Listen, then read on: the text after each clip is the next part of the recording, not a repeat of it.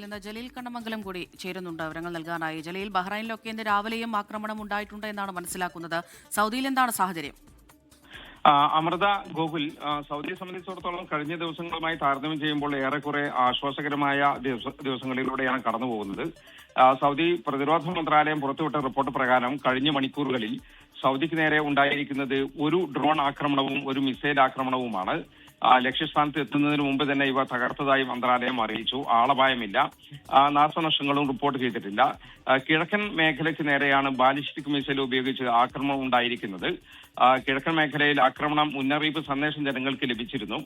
ജനങ്ങൾ സുരക്ഷിത സ്ഥലങ്ങളിൽ കഴിയണമെന്നും ജാഗ്രത പാലിക്കണമെന്നും നിർദ്ദേശിച്ചിരുന്നു. മിനിറ്റുകൾക്ക് ശേഷം അപകട സാധ്യത ഇല്ലാതായ സന്ദേശവും ആളുകൾക്ക് ലഭിച്ചു.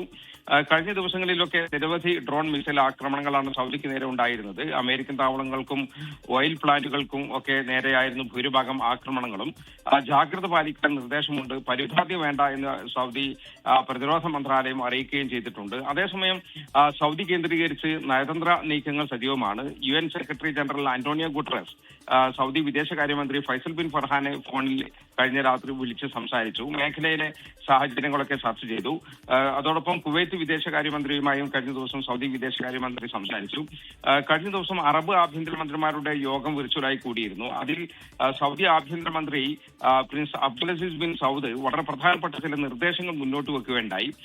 നിലവിലെ സംഘർഷത്തിന്റെ പശ്ചാത്തലത്തിൽ അറബ് രാജ്യങ്ങൾ പ്രതിരോധ സംവിധാനം ഉടച്ചു വാർക്കേണ്ടതുണ്ട് എന്ന് അദ്ദേഹം പറഞ്ഞു. പരമ്പരാഗത പോലീസ് രീതികളിൽ നിന്ന് മാറി AI ഉൾപ്പെടെയുള്ള സാങ്കേതിക വിദ്യകൾ ഉപയോഗപ്പെടുത്തി സുരക്ഷാ ഏജൻസികൾ മാറേണ്ടതുണ്ട്.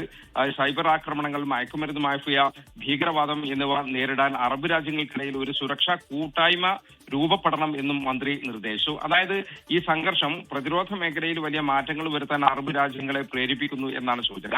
അതേസമയം സംഘർഷം ഒരു മാസം പിന്നിടുമ്പോൾ $186 ബില്യൺ അറബ് മേഖലയ്ക്ക് നഷ്ടമായതായി ഈ UN പ്രതിനിധി അബ്ദുള്ള അൽ ദർദാരി പറഞ്ഞു. ഇതിൽ സിംഹഭാഗവും, അതായത് $168 ബില്യൺ ഗൾഫ് രാജ്യങ്ങളുടെ മാത്രം നഷ്ടമാണ്. ഈ യുദ്ധം ഓരോ ദിവസം നീണ്ടുപോകുമ്പോഴും അറബ് ലോകത്തിന്റെ പുരോഗതിക്കും വികസനത്തിനും ഒക്കെ അത് വലിയ തടസ്സമാകും എന്നാണ് വിലയിരുത്തല്. ഇറാനെ പ്രതിരോധിക്കണം, അതോടൊപ്പം തന്നെ സാമ്പത്തിക സുരക്ഷിതത്വം ഉറപ്പുവരുത്തുകയും വേണം ഗൾഫ് രാജ്യങ്ങൾക്ക്. അത് ഉറപ്പാക്കാൻ യുദ്ധം എത്രയും പെട്ടെന്ന് അവസാനിപ്പിക്കണമെന്ന ആവശ്യമാണ് ഇപ്പോൾ ഉയരുന്നത്. മറ്റൊരു കാര്യം, തുർക്കിയിൽ നിന്ന് മറ്റു ഗൾഫ് രാജ്യങ്ങളിലേക്ക് പോകുന്ന വാണിജ്യ ട്രക്കുകൾക്ക് സൗദി അറേബ്യ ട്രാൻസിറ്റ് വിസ അനുവദിക്കാൻ തീരുമാനിച്ചു. ഹോർമുസ് കടലിടുക്ക് അടച്ചതിനെ തുടർന്ന് സമുദ്രമാർഗമുള്ള ചരക്ക് നീക്കം തടസ്സപ്പെട്ട സാഹചര്യത്തിലാണ് ഈ തീരുമാനം.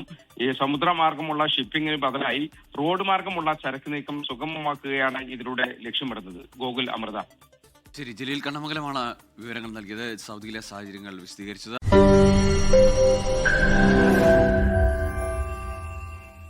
ലോകത്തെവിടെയായാലും ഏത് സമയത്തും 24 വാർത്തകളും ഓഗ്മെന്റഡ് റിയാലിറ്റി പാക്കേജുകളും എക്സ്പ്ലെയിനറുകളും വിശദമായി കാണാൻ ഞങ്ങളുടെ YouTube ചാനൽ നിങ്ങൾക്ക് സബ്സ്ക്രൈബ് ചെയ്യാം.